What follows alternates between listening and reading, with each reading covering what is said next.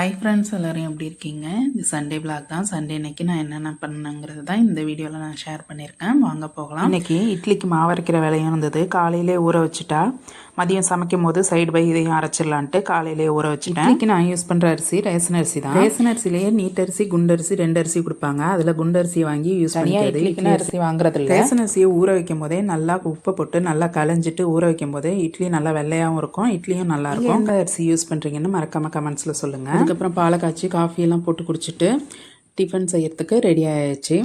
நைட்டை பட்டாணியெல்லாம் ஊற வச்சுருந்தேன். இப்போ அதை ஃபஸ்ட்டு வேக வச்சிடலான்ட்டு உருளைக்கிழங்கையும் பட்டாணியும் போட்டு குக்கரில் வச்சுட்டேன். இன்றைக்கி இந்த குருமா ரொம்பவே சிம்பிளாக தான் செஞ்சுருந்தேன். ஈஸியாக செஞ்சு முடிச்சிடலாம். மிளகாத்தூள்லாம் எதுவும் கிடையாது. பச்சை மிளகா ஃப்ளேவரில் டேஸ்ட் நல்லாயிருக்கும். வரத்துக்குள்ளே நம்ம கிரேவிக்கு தேவையான வெங்காயம் தக்காளிலாம் கட் பண்ணி வச்சுட்டு சப்பாத்திக்கு மாவு பிசைஞ்சிக்கலாம். இந்த மாதிரி விஷயம்லாம் ரொம்பவே ரேராக தான் நடக்கும்.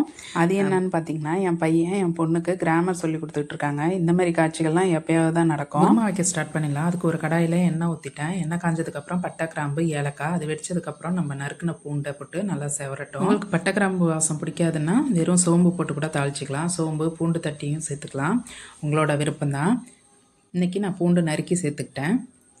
இப்போ பூண்டு ஓரளவு செவந்ததுக்கப்புறம் நம்ம கருவேப்பிலையும் நறுக்கி வச்ச பெரிய வெங்காயத்தையும் சேர்த்து நல்லா வதக்கிக்கலாம். இந்த பட்டாணி குருமாவுக்கு இஞ்சி பூண்டு பேஸ்ட்டு, தனி மிளகாய்த்தூள், கரம் மசாலா எல்லாம் போட்டும் செய்வாங்க.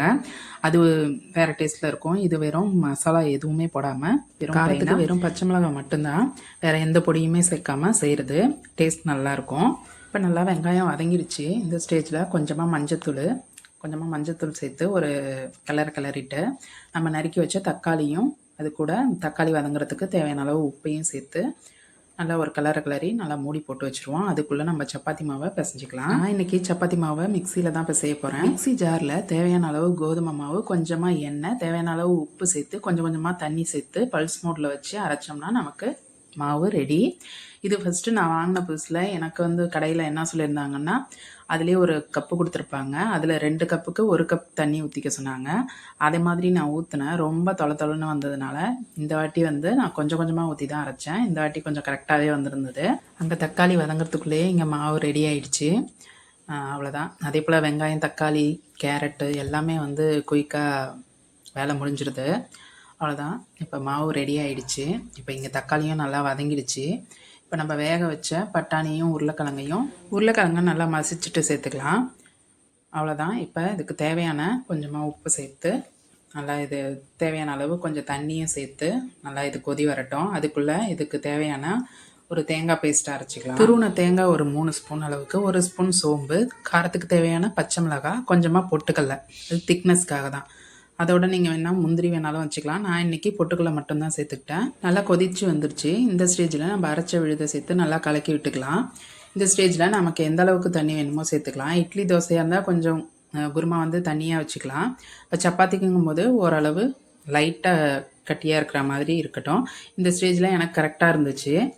ஆறினோன்னா ஓரளவு திக்னஸ் வந்துடுச்சு பொட்டுக்கடலை சேர்த்ததுனால. கடைசியாக கொத்தமல்லி, கொஞ்சமாக நெய் சேர்த்து அடுப்பை ஆஃப் பண்ணிட வேண்டியதான். அவ்வளோதான், குருமா ரெடி. கண்டிப்பாக ட்ரை பண்ணி பாருங்கள் இந்த மாதிரியும் ஒரு வாட்டி. அதோட கையோட சப்பாத்தியும் போட்டு சப்பாத்தியும் நல்லா சாஃப்டாகவே வந்திருந்தது. அவ்வளோதான், எல்லாருக்கும் சப்பாத்தி போட்டு கொடுத்துட்டு நானும் சாப்பிட்டாச்சு. அவ்வளோதான், காலைல டிஃபன் முடிஞ்சிருச்சு. ஜீரோ ரொம்ப நாளாக சுத்தம் பண்ணணும்னு நினச்சிட்டே இருந்தேன். எல்லாத்தையும் வெளில எடுத்துகிட்டு மறுபடியும் அடுக்கி வைக்கணுன்ட்டு. இன்றைக்கி நல்லா வெயில் அடிச்சுது. சரி, எல்லா புடவையும் எடுத்து கொஞ்சம் வெயிலில் போட்டுட்டு பீரோவெல்லாம் சுத்தம் பண்ணலான்ட்டு அந்த வேலையும் பார்த்து புடவை தவிர மற்றதெல்லாம் அடுக்கி வச்சாச்சு. புடவை மட்டும் சாயந்தரமாக எடுத்து மடித்து வைக்கணும். அதுக்கப்புறம் டைம் ஆகிடுச்சின்ட்டு லஞ்சு செய்யலான்ட்டு அதுக்கு வந்தாச்சு. இன்றைக்கி சிக்கன் பிரியாணி, தயிர் பச்சடி, முட்டை அவ்வளோதான் செஞ்சுருந்தேன். வெங்காயத்தை நறுக்கிக்கலான்ட்டு இந்த மிக்சியில் தான் போட்டு நறுக்கினேன். டக்குன்னு நறுக்கிடுச்சு. நல்லா பூ மாதிரி நறுக்கி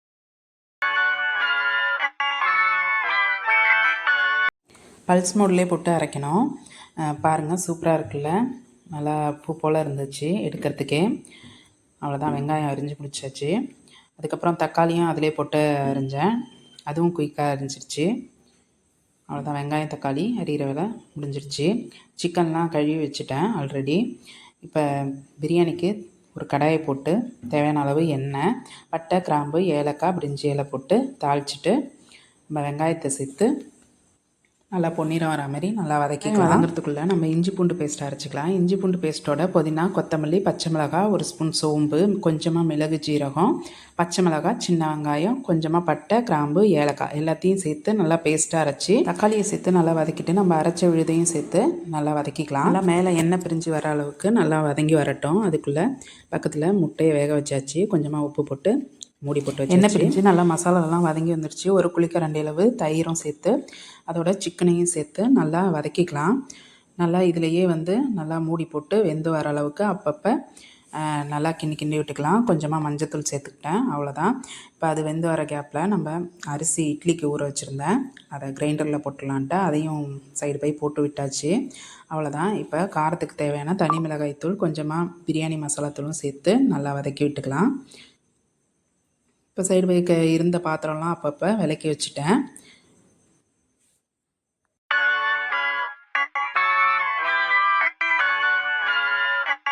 இந்த கிரைண்டர் சவுண்டு எப்படி தான் வந்ததுன்னு தெரில. மியூட்டில் தான், வால்யூம் ஃபுல்லாக கம்மியாக தான் வச்சுருந்தேன். எல்லாம் பேசி முடித்ததுக்கப்புறம் தான் பார்த்தேன் இந்த சவுண்டு கரகரான்னு கேட்குது. கொஞ்சம் அட்ஜஸ்ட் பண்ணிக்கோங்க. இது பாதாம், முந்திரி கொஞ்சம் கசகசா ஊற வச்சுருந்தேன். முன்னாடியே அரைச்சி சேர்த்துருக்கணும், நான் மறந்துட்டேன். இப்போ தான் பார்த்தேன். அதையும் அரைச்சி சேர்த்துட்டு பக்கத்தில் வெந்நீர் போட்டு வச்சுருந்தேன் தேவையான அளவு. அதையும் சேர்த்து தேவையான அளவு உப்பு, கொஞ்சமாக ஒரு அரை எலுமிச்சப்பழம் சேர்த்து இப்போ கடைசியாக அரிசியை சேர்த்து மூடி போட்டுடலாம். ஒரு கலரை மட்டும் லாஸ்ட்டாக கிளறி விட்டுட்டு தம் போடுற ஸ்டேஜ் வந்தோன்னே அதுக்கப்புறமா தம் போட்டுக்கலாம். அதுக்கு இடையில் நான் அப்பப்போ சேர்ந்த பாத்திரம் எல்லாமே விளக்கியாச்சு. இப்போ அரிசியும் தண்ணியும் ஒன்றாயிடுச்சு. இப்போ ஒரு 10-20 நிமிஷத்துக்கு தம் போட்டுடலாம். லாஸ்ட்டாக கடைசியாக கொஞ்சம் மேலே நெய் சேர்த்து தம் போட்டுக்கலாம்.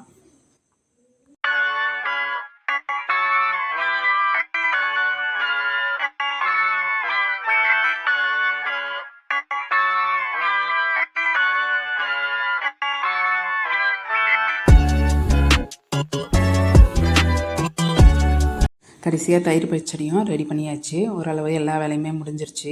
அரிசியும் லாஸ்ட் கல் போட்டிருந்தேன். அவ்வளோதான். பிரியாணி சூப்பராக வந்திருந்தது. இந்த வாட்டி அரிசி 24 கேரட் நல்லாயிருக்கு அப்படின்னு சொன்னாங்கன்ட்டு அந்த அரிசி தான் யூஸ் பண்ணது. இப்போதும் ஜீரக சம்பா அதை தான் வாங்குறது. ஜீரக சம்பா இல்லைன்னா எப்போயாவது பாஸ்மதி ரைஸு. இந்த வாட்டி 24 கேரட் நல்லாயிருக்குன்ட்டு அது தான் வாங்கினது. அவ்வளோதான். பிரியாணி, முட்டை, தயிர் பச்சடி, அவ்வளோதான் எங்கள் வீட்டு இன்றைக்கி லஞ்சு. மாவும் வலிச்சு எடுத்தாச்சு. எல்லாத்தையும் கரைச்சி வச்சுட்டு கடைசியாக சாப்பிட போயாச்சு. எல்லாத்தையும் விளக்கி வச்சுட்டு தான் சாப்பிட போனோம். அவ்வளோதான். இது வரைக்கும் பார்த்த எல்லாருக்குமே ரொம்ப ரொம்ப நன்றி. வீடியோ பிடிச்சிருந்ததுன்னா மறக்காமல் லைக் பண்ணுங்கள், கமெண்ட் பண்ணுங்கள், சப்ஸ்கிரைப் பண்ணுங்கள். Thank you friends. பாய்.